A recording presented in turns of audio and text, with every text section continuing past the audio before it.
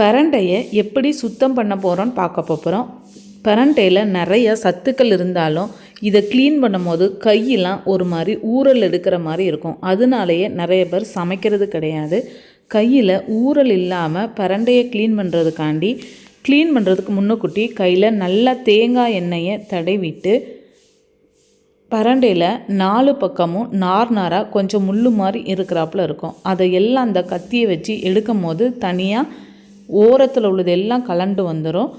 பிரண்டை நல்லா பிஞ்சு பிரண்டையாக இருக்கணும். ரொம்ப ஹார்டாக பின்பகுதியை எடுத்தால் கொஞ்சம் ஊறல் அதிகமாகவே இருக்கும். இது எல்லாத்தையும் நீட்டாக க்ளீன் பண்ணி எடுத்துகிட்டு உள்ள தண்டு பகுதியை நல்லா சின்னதாக கட் பண்ணி வச்சுக்கலாம். க்ளீன் பண்ணி முடித்ததும் கையில் உள்ள ஊறல் தன்மை போகணுன்னா நம்ம சுடுதண்ணி கொஞ்சம் வச்சுக்கணும். நல்லா கை சூடு பொறுக்கிற அளவுக்கு அந்த சுடுதண்ணியில் கையை முக்கி எடுக்கும் போது கையில் இருக்கிற அந்த அரிப்பு எல்லாமே சீக்கிரத்தில் நமக்கு போயிடும். அரிப்பே தெரியாது. இந்த மாதிரி கையெல்லாம் நல்லா தேய்ச்சிட்டு உள்ளே வச்சு எடுக்கணும். நம்ம ஹோல்ஸில் ஓப்பன் ஆகி அந்த அரிப்பு எல்லாமே வெளியில் போகிற மாதிரி இருக்கும். இந்த டிப்ஸு படி நீங்கள் பிரண்டையை க்ளீன் பண்ணி பாருங்கள். ரொம்பவே ஈஸியாக இருக்கும்.